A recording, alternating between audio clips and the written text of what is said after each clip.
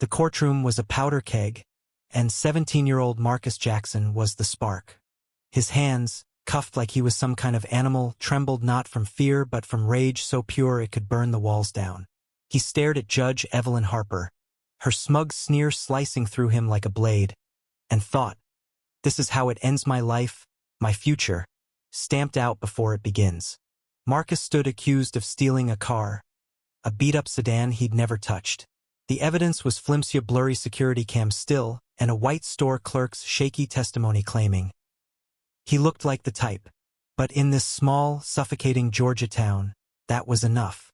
The courtroom, packed with locals, buzzed with whispers, their eyes boring into Marcus like he was already guilty.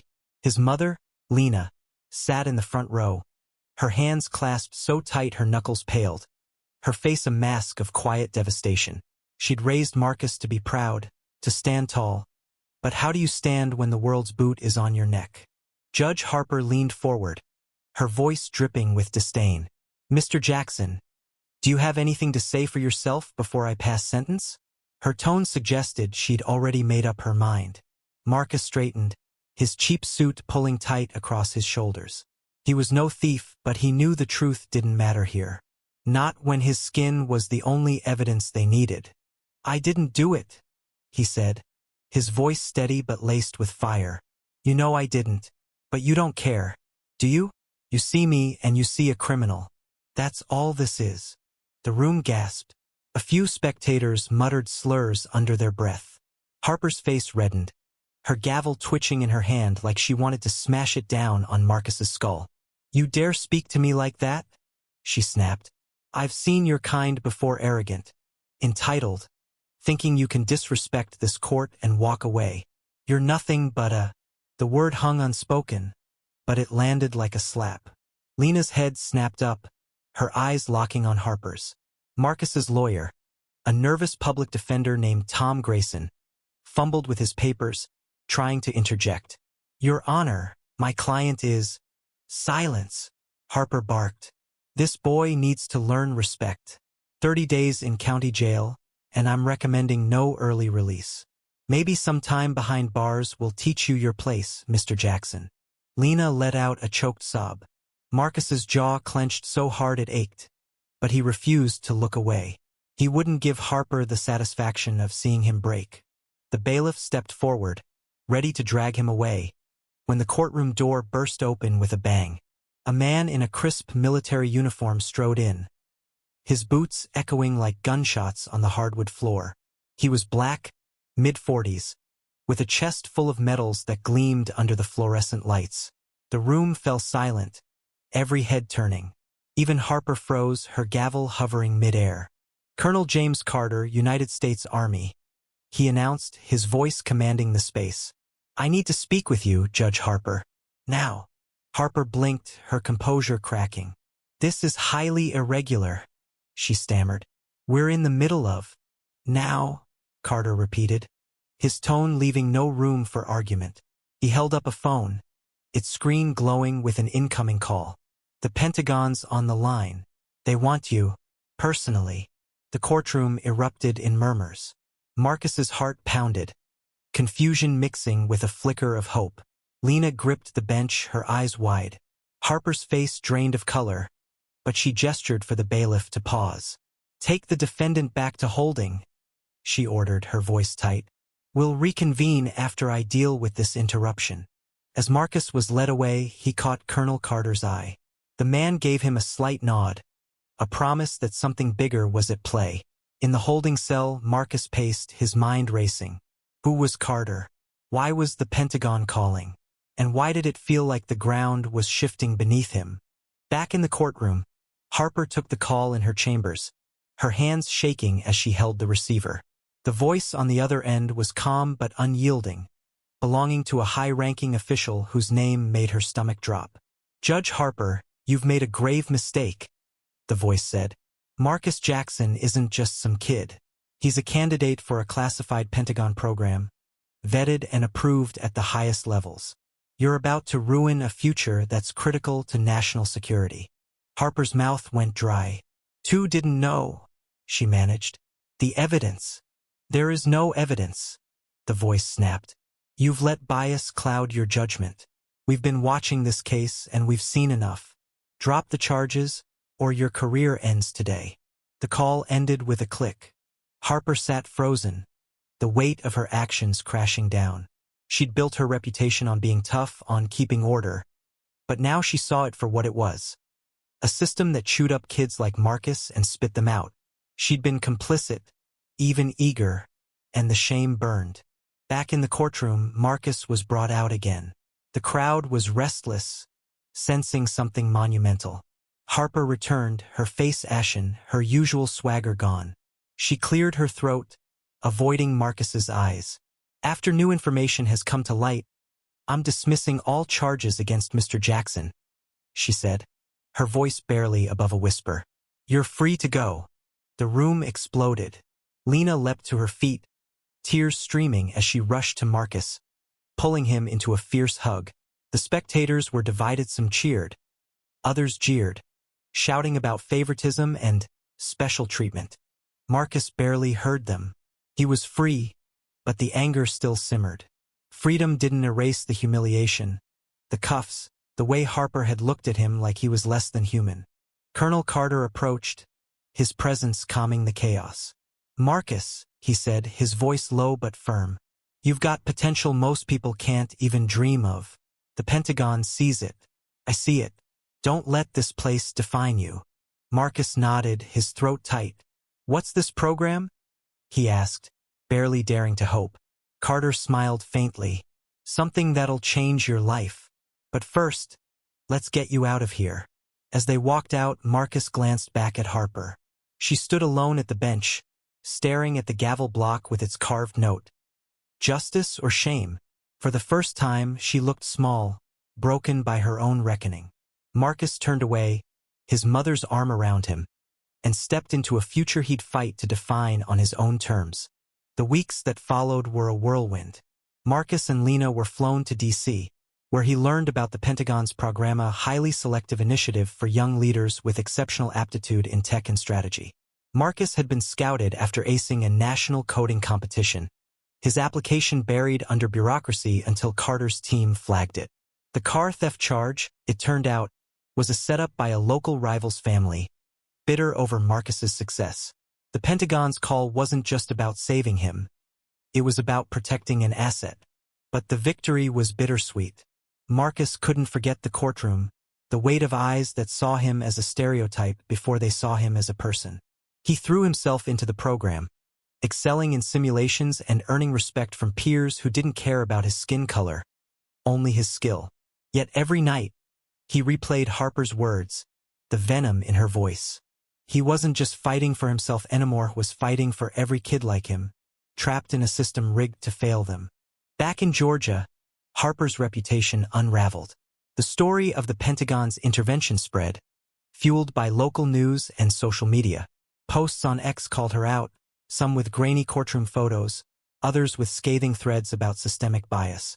She issued a public apology, but it rang hollow. The town's old guard rallied around her, but younger voices demanded change, holding protests outside the courthouse with signs echoing the gavel block's note. Justice or shame? Marcus, now training in a secure facility, saw the posts on his phone. He didn't gloat. Instead, he felt a quiet resolve. The world was bigger than that courtroom, and he'd make sure his voice, his truth was heard. Lena, watching him grow into a leader, smiled through her pride and pain. You're my miracle, she'd say, and Marcus would nod, knowing the real miracle was the chance to fight another day. Marcus Jackson stepped off the plane in D.C., the city's skyline a stark contrast to the suffocating smallness of his Georgia hometown. The air felt different here, crisp, charged with possibility, but heavy with the weight of what he'd left behind. Lena, his mother, walked beside him, her eyes scanning the bustling airport with a mix of awe and wariness. She'd always told him the world was bigger than their town. But now, as they were whisked away to a secure Pentagon facility, that truth felt both exhilarating and terrifying. The Pentagon program, officially called the Future Leaders Initiative, was unlike anything Marcus had imagined. Housed in a sleek, guarded complex, It brought together 50 young minds from across the country, coders, strategists, engineers, all under 20, handpicked for their potential to shape national security. Marcus's coding skills, honed in late-night sessions on a second-hand laptop, had caught the eye of recruiters after he'd won a national hackathon. His application had been stalled by red tape until Colonel Carter's team intervened, pulling him from the jaws of a biased courtroom. The first day was a blur of briefings and tests. Marcus sat in a high-tech classroom, surrounded by peers who eyed him with curiosity. There was Aisha, a Somali-American girl who could debug code faster than anyone, and Ethan, a lanky kid from Nebraska who spoke in algorithms like they were poetry. They didn't look at Marcus like he was a threat or a stereotype, just a teammate.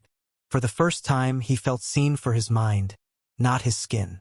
But the memory of Judge Harper's sneer lingered, a splinter he couldn't pull out. Colonel Carter led the orientation, his presence commanding yet warm. "You're here because you're the best," he said, his eyes sweeping the room. "But talent alone isn't enough. The world out there," he gestured vaguely toward the window, "will test you. Not just your skills, but your character. You'll face systems that want to box you in, dismiss you, or worse. Your job is to rise above and rewrite the rules." Marcus felt those words in his bones. He thought of the courtroom, the cuffs, the way Harper had called him arrogant for daring to speak truth. He glanced at Lena, seated in the back with other parents, her proud smile masking the pain of what they'd endured. He vowed to make this count not just for himself, but for her, for every kid back home who'd been judged before they could speak. The program was grueling. Days started at dawn with strategy simulation, cyber warfare scenarios, encryption challenges, mock diplomatic crises. Marcus excelled, his quick thinking and unorthodox coding style earning nods from instructors. But it wasn't all smooth. During a team exercise, a white recruit named Kyle, a hotshot from Silicon Valley, made a snide remark about Marcus's background, giving him an edge in grit points. The room tensed, Aisha rolling her eyes, Ethan shifting uncomfortably. Marcus could have let it slide, but he was done swallowing slights. "Say what you mean, Kyle," Marcus said, his voice low but sharp. "You think I'm here because of some sob story? Check my code. Then talk." Kyle flushed, mumbling an apology, but the moment stuck with Marcus. Even here, in a place built for merit, shadows of prejudice crept in. He channeled his frustration into his work, building a machine learning model that predicted cyber attack patterns with 92% accuracy. By week 3, he was leading his team, earning respect even from Kyle, who admitted, grudgingly, that Marcus's code was fire. Outside training, Marcus grappled with bigger questions. The program exposed him to classified briefings on global threats, terrorism, cyber attacks, geopolitical chess games. But the real threat, he realized, was closer to home. A system that let kids like him fall through the cracks. He thought of his friend Jamal, still in Georgia, who dropped out after too many run-ins with cops who saw him as trouble. He thought of Lena, working double shifts to keep them afloat, her dreams deferred for his. The Pentagon was giving him a shot, but what about everyone else? One night, in the dorms, Marcus and Aisha stayed up late, their laptops glowing. She'd faced her own battleship of bans at her old school, whispers about terrorism from classmates. "This program's great," she said, her voice quiet, "but it's a bubble. Out there, they still see us as threats first, people second." Marcus nodded, staring at his screen. "I keep thinking about that judge. She didn't just see mesh, saw every stereotype she'd ever been fed. And she believed it." Aisha leaned back, her eyes fierce. "Then we changed the story. Not just for us, but for everyone who comes after." That conversation lit a fire in Marcus. He started a side project, a platform to crowdsource stories of injustice, using AI to analyze patterns in systemic bias. He pitched it to Colonel Carter, who saw its potential not just as activism but as a tool for national security. Understanding social fractures could prevent unrest. Carter greenlit it, assigning Marcus a mentor, Dr. Elena Ruiz, a data scientist who'd fought her own battles as a Latina in tech. Meanwhile, back in Georgia, Judge Harper's world was crumbling. The courtroom incident had gone viral, fueled by X posts with hashtags like Justice for Marcus and End Bias. A grainy video of Harper's outburst, leaked by a court clerk, racked up millions of views. Local protests grew, led by young activists who'd known Marcus or kids like him. The wooden gavel blocks "Note Justice" or "Shame" became a rallying cry, spray-painted on signs and shared online. Harper's apology, posted on X, was torn apart for its lack of sincerity. "Regret for my words," she wrote, but never mentioned Marcus by name. The town split down the middle. Older residents defended Harper, calling her a victim of woke mobs. Younger ones, including some white allies, demanded her resignation, citing years of harsh sentences for black and brown defendants. The local paper ran op-eds, one calling Marcus a thug who got lucky, another praising his resilience. The tension spilled into town hall meetings, where shouting matches drowned out reason. Harper, once untouchable, stopped leaving her house, her career in tatters. Marcus followed the news from D.C., his phone buzzing with updates. Part of him wanted to hate Harper, to revel in her downfall. But hate felt too easy, too heavy. Instead, he focused on his platform named TruthGrid. By month 2, it had collected hundreds of stories, traffic stops, job denials, courtroom injustices, all tagged with metadata for analysis. Dr. Ruiz helped him refine the AI, which flagged patterns, certain zip codes, certain judges, certain outcomes. The data was damning, a mirror to a broken system. One evening, Colonel Carter called Marcus into his office. "Your platform's making waves," he said, tossing a tablet with a classified report. "The Pentagon's interested. They want to integrate it into our community risk assessments. You're not just a coder, Marcus, you're a game changer." Marcus's chest swelled, but he stayed grounded. "This isn't just for me," he said. "It's for my mom, my friends, everyone who's been through what I have." Carter nodded, his eyes softening. "I know. That's why I fought for you. But you've got to decide what's next. You can stay in this bubble, or you can go back and face the world that tried to break you." The choice wasn't easy. D.C. offered safety, opportunity, a clean slate. But Georgia was home, where Lena still lived, where kids like Jamal needed hope. Marcus spent sleepless nights weighing it, talking to Lena over video calls. "You don't owe that town anything," she said, her voice fierce. "But if you go back, you show them what they couldn't destroy." In the program's final week, Marcus presented TruthGrid to a panel of Pentagon officials. His voice, once silenced in a courtroom, now carried weight, each word deliberate. He showed how the platform could predict flashpoints of unrest, not to control communities but to empower them with truth. The officials were impressed, offering him a full scholarship and a role after graduation. But Marcus had made his decision.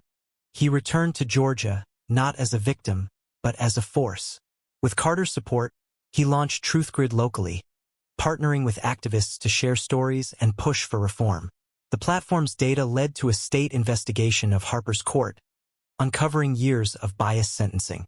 Harper resigned, her legacy reduced to a cautionary tale. Marcus didn't celebrate, he mourned the years lost to her gavel. But he kept building. The town changed slowly. Some resisted, clinging to old ways, but others listened. Marcus spoke at schools, sharing his story, showing kids they could rise above. Lena, now a community organizer, stood by him, her pride a quiet strength. TruthGrid grew, its data shaping policy, its stories giving voice to the silenced. Marcus never forgot the courtroom, the cuffs, the note carved in wood. But he turned pain into purpose. Proving justice wasn't a gift, it was a fight. What do you think? Where does justice begin? And how do we heal a divided community?